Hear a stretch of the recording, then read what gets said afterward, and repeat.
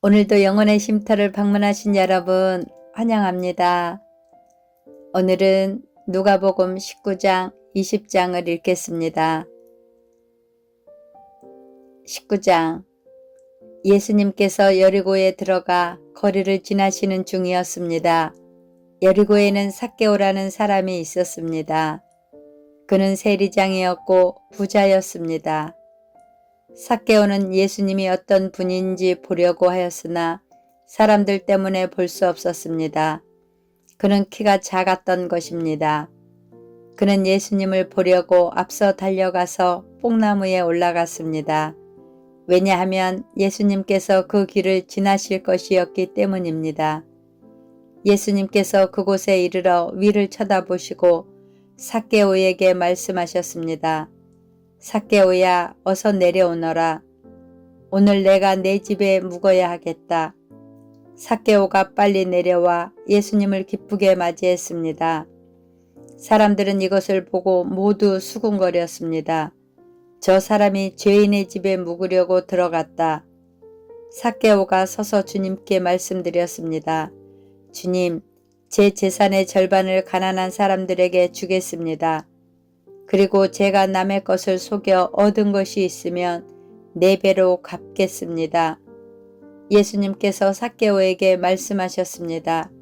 오늘 이 집에 구원이 찾아왔다. 이 사람도 아브라함의 자손이다. 인자는 잃어버린 사람을 찾아 구원하러 왔다. 사람들이 예수님의 말씀을 듣고 있을 때 예수님께서 비유를 들어 말씀해 주셨습니다. 이 비유를 드신 것은 예수님께서 예루살렘에 가까이 오셨으므로 사람들이 곧 하나님 나라가 나타날 것으로 생각하였기 때문입니다. 예수님께서 말씀하셨습니다. 어떤 귀족이 왕위를 받아오려고 먼 나라로 가게 되었다. 그는 10명의 종을 불러 한 문화씩 10문화의 돈을 나누어 주면서 말했다. 내가 돌아올 때까지 장사를 하여라.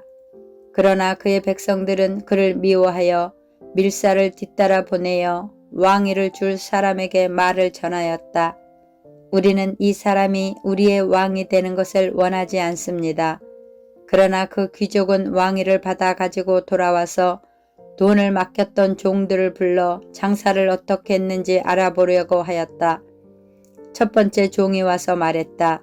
주인님, 주인님의 한 문화로 10문화를 만들었습니다. 왕이 그에게 말했다. 잘하였다, 착한 종아. 내가 아주 작은 일에 충실하였으니 내게 10마을을 맡기겠다. 두 번째 종도 와서 말했다. 주인님, 주인님의 한 문화로 5문화를 만들었습니다.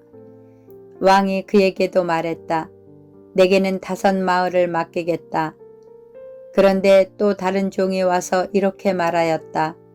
주인님, 주인님의 돈을 보십시오. 내가 이것을 수건에 쌓아 두었습니다. 주인님은 엄하신 분이라 제가 주인님을 두려워하여 그렇게 했습니다. 주인님은 맡기지 않는 것을 가져가고 심지도 않은 것을 거둬들이십니다. 그러자 주인이 그에게 말하였다. 이 악한 종아, 내가 한 말로 너를 판단하겠다. 너는 내가 맡기지 않은 것을 가져가고 심지도 않은 것을 거둬들이는 엄한 사람으로 알았느냐? 그렇다면 왜 내 돈을 은행에 맡기어 내가 돌아왔을 때 이자와 원금을 받게 하지 않았느냐? 그리고서 주인은 곁에 선 사람들에게 말했다. 저에게 있는 문화를 빼앗아 10문화 가진 사람에게 주어라. 그러자 사람들이 말했다. 주인님, 그에게는 이미 10문화가 있습니다. 내가 너희에게 말한다. 있는 사람은 더 받을 것이고 없는 사람은 있는 것마저 빼앗길 것이다. 그리고 내가 왕이 되는 것을 원치 않던 내 원수들을 끌어다가 내 앞에서 죽여라. 예수님께서 이 말씀을 하시고 앞장서서 예루살렘을 향해 올라가셨습니다. 올리브산 근처에 있는 벳바게와 베다니에 이르렀을 때였습니다. 예수님께서 두 제자를 보내셨습니다. 그리고 말씀하셨습니다. 맞은편 마을로 가거라. 그곳에 들어가면 아무도 타보지 않은 나귀 새끼 한 마리가 매어 있는 것을 볼 것이다. 그것을 풀어 이리 끌고 오너라. 만일 누가 왜 나귀를 푸시오 하고 묻거든 주님께서 필요하시답니다 라고 말하여라. 보냄을 받은 제자들이 가보니 예수님께서 말씀하신 대로 나귀 새끼를 발견했습니다.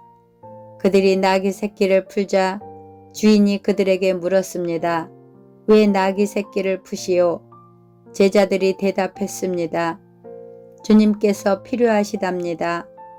제자들이 나귀를 예수님께 끌고 와서 자기들의 겉옷을 벗어 나귀의 등에 펴고 예수님을 태웠습니다. 예수님께서 가실 때에 사람들이 겉옷을 벗어 길에 펼쳤습니다. 예수님께서 올리브산 비탈길 가까이 오셨을 때 모든 제자들이 기뻐하며 큰 소리로 하나님을 찬양하였습니다. 그것은 이들이 여러 가지 기적을 목격했기 때문입니다. 주님의 이름으로 오시는 왕에게 복이 있다. 하늘에는 평화, 가장 높은 곳에는 영광. 그러자 사람들 사이에 있던 몇몇 바리새파 사람들이 예수님께 말했습니다. 선생님, 제자들을 꾸짖으십시오.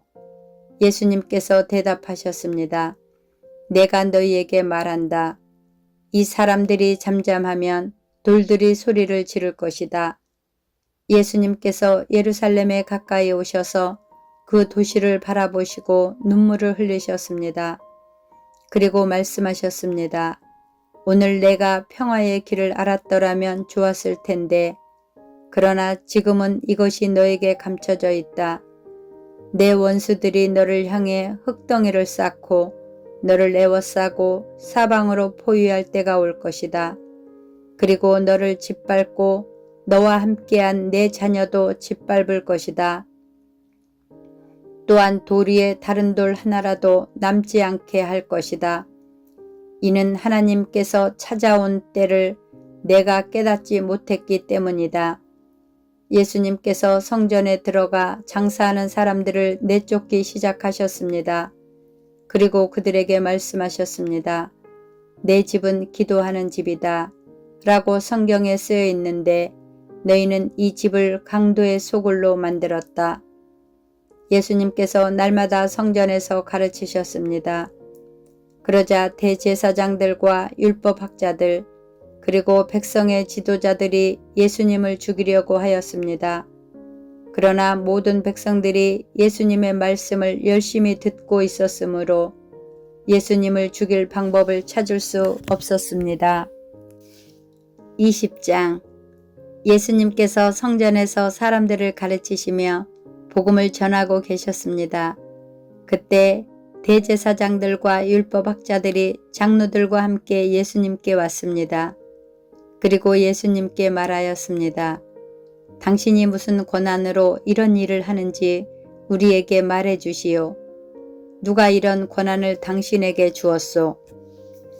예수님께서 그들에게 대답하셨습니다. 나도 한 가지 물어보겠다. 내게 말하여라. 요한의 세례가 하늘로부터 왔느냐 아니면 사람에게서 왔느냐? 그들이 서로 의논하여 말했습니다. 만일 우리가 하늘로부터 왔다고 말하면 왜 그를 믿지 않았느냐고 할 것이다.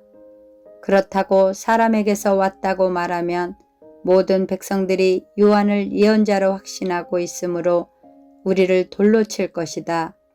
그래서 그들은 어디서 왔는지 모르겠다고 대답하였습니다. 예수님께서 그들에게 나도 무슨 권한으로 이런 일을 하는지 말하지 않겠다 하고 말씀하셨습니다. 예수님께서 사람들에게 이런 비유를 말씀하셨습니다. 어떤 사람이 포도원을 만들어 농부들에게 세를 주고 오랫동안 여행을 갔다. 포도철이 되어 그 사람은 포도원의 수확 중에서 얼마를 거둬들이고 종 하나를 농부들에게 보냈다.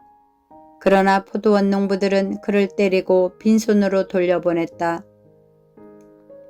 주인은 다른 종을 보냈다. 그러나 그 종도 때리고 온갖 모욕을 주고 빈손으로 돌려보냈다.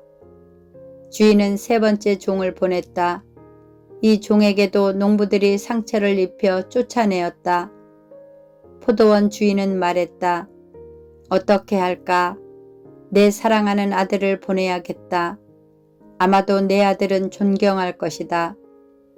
포도원 농부들이 그를 보고 서로 의논했다. 이 사람은 상속자다. 이 사람을 죽여 유산을 우리가 가로채자. 그들은 아들을 포도원 밖으로 끌어내어 죽였다. 그러면 포도원 주인이 농부들을 어떻게 하겠느냐? 그가 돌아와 포도원 농부들을 죽이고 포도원은 다른 사람들에게 넘길 것이다. 사람들이 이 말씀을 듣고 말했습니다. 그런 일이 제발 일어나지 않았으면 좋겠습니다. 예수님께서 그들을 바라보시며 말씀하셨습니다. 그러면 건축자들의 버린 돌이 진모퉁이의 머릿돌이 되었다고 기록된 것은 무슨 뜻이냐?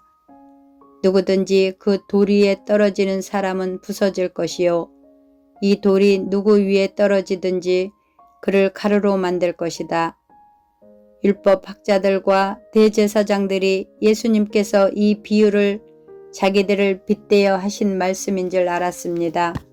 그래서 즉시 예수님을 잡기를 바랐으나 사람들을 두려워하였습니다. 율법 학자와 대제사장들은 예수님을 지켜보았습니다. 그리고 의로운 사람들인 척 가장한 정탐꾼을 보내서 예수님께서 하시는 말씀 가운데 트집을 잡으려고 하였습니다. 그리고는 예수님을 총독에게 넘기려고 하였습니다. 이들이 예수님께 물었습니다. 선생님, 우리는 선생님이 옳게 말씀하시고 가르치는 것을 압니다. 선생님은 차별을 하지 않으시며 진실되게 하나님의 길을 가르치는 것을 압니다. 우리가 가이사에게 세금을 바치는 것이 옳습니까? 옳지 않습니까? 예수님께서 이들의 계략을 아시고 말씀하셨습니다. 데나리온 동전 하나를 가져오너라. 이 돈에 누구의 얼굴과 이름이 새겨져 있느냐? 그들이 대답했습니다. 가이사의 것입니다. 예수님께서 그들에게 말씀하셨습니다. 가이사의 것은 가이사에게, 하나님의 것은 하나님께 바쳐라. 그들은 사람들 앞에서 예수님의 말씀을 트집 잡을 수 없었습니다. 오히려 예수님의 대답에 놀라서 말문이 막히고 말았습니다. 부활이 없다고 하는 사두개파 사람들 가운데 몇몇이 예수님께 왔습니다. 그리고 예수님께 물었습니다. 선생님, 모세는 형이 자식 없이 아내를 두고 죽으면 동생이 형수와 함께 결혼하고 형을 위해서 자식을 낳아야 한다고 했습니다. 그런데 7 형제가 있었습니다. 첫째가 아내를 얻었으나 자식이 없이 죽었습니다. 그리고 둘째도 자식 없이 죽었습니다. 셋째도 마찬가지였습니다. 결국 7 형제가 모두 자식이 없이 죽었습니다. 마침내 그 여자도 죽었습니다. 그러면 부활 때 그는 누구의 아내가 되어야 합니까? 7 형제가 모두 그를 아내로 맞이하였으니 말입니다. 예수님께서 그들에게 말씀하셨습니다. 이 세대의 아들들은 장가가고 시집간다. 그러나 죽었다가 다시 부활하여 하늘나라에서 살 자격이 인정된 사람들은 장가도 가지 않고 시집도 가지 않는다. 그들은 천사들과 같아서 다시 죽을 수도 없다. 그들은 부활의 아들이므로 하나님의 자녀들이다. 죽은 사람들의 부활에 대해서는 모세도 떨기나무가 나오는 대목에서 잘 보여주었다. 모세는 주님을 아브라함의 하나님, 이삭의 하나님, 야곱의 하나님이라고 하였다. 하나님은 죽은 사람들의 하나님이 아니라 살아있는 사람들의 하나님이시다. 이들 모두는 하나님께서 대하여 살아있다. 율법학자 몇 사람이 대답했습니다. 선생님, 옳은 말씀을 하셨습니다. 사람들은 예수님께 감히 더 이상 묻지 못하였습니다. 예수님께서 그들에게 말씀하셨습니다. 사람들이 왜 그리스도를 다윗의 아들이라고 하느냐? 다윗이 시편에서 직접 말하였다. 주께서 내 주에게 말씀하셨습니다. 너는 내 오른쪽에 앉아라. 내가 내 원수들을 내 발판으로 삼을 때까지. 다윗이 그리스도를 주님이라고 하였는데 어떻게 그리스도가 다윗의 자손이 되겠느냐? 모든 백성들이 듣고 있을 때에 예수님께서 제자들에게 말씀하셨습니다. 율법 학자를 주의하여라. 이들은 긴 옷을 입고 다니는 것을 좋아하며 시장에서 인사받는 것과 회당과 잔치에서 윗자리를 좋아한다. 이들은 과부의 집을 삼키며 남에게 보이려고 길게 기도한다. 이들은 더 큰 심판을 받을 것이다. 아멘. 감사합니다. 사랑하고 축복합니다.